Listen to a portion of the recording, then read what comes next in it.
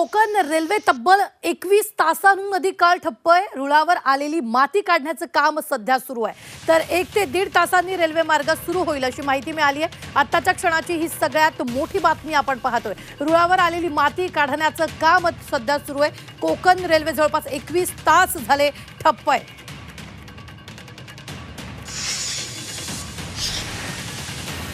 एकवीस तासापेक्षा जास्त काळापासून कोकण रेल्वे ठप्प आहे आणि सध्या माती काढण्याचं काम जे ते तिथं सुरू आहे। तर लवकरच रेल्वे सुरळीत होईल अशी देखील माहिती यावेळी रेल्वेच्या वतीनं मिळाली आहे। मोठी बातमी आपण आत्ताच्या क्षणाची पाहतोय। कोकण रेल्वे ठप्पच आहे। 1-1.5 तासानंतर रेल्वे मार्ग सुरू होणार अशी माहिती मिळते।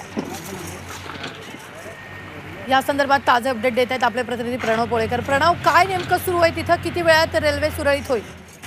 साधारणतः आता चिखल जो आहे तो रेल्वे ट्रॅकवरचा बऱ्यापैकी बाजूला करण्यामध्ये यश जे आहे ते कोकण रेल्वेला आलेला आहे आणि त्यामुळेच सध्या इथं आता जो मुख्य अभियंता आहेत त्यांचे ते येऊन हे ट्रॅकची पाहणी करणार आणि पाहणी केल्यानंतर ग्रीन सिग्नल दिल्यानंतर इथला जो आहे तो जो रेल्वे ट्रॅक आहे तो सुरू करणार असल्याची माहिती रेल्वे प्रशासनाकडून देण्यात आलेली आहे आणि त्या दृष्टीने सध्या अभियंता थोड्याच वेळात या ठिकाणी दाखल होतील आणि ते ट्रॅकची पाहणी करतील आणि मग कोकण रेल्वेवरची इथली वाहतूक जी आहे ती सुरू करण्यात येईल।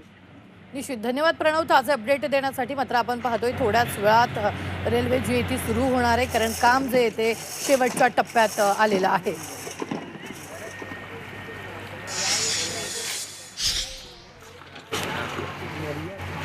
पाच 103 दिवा एक्सप्रेस रद्द। 1-2-1-3-3 Mumbai CSMT Mangaluru junction express.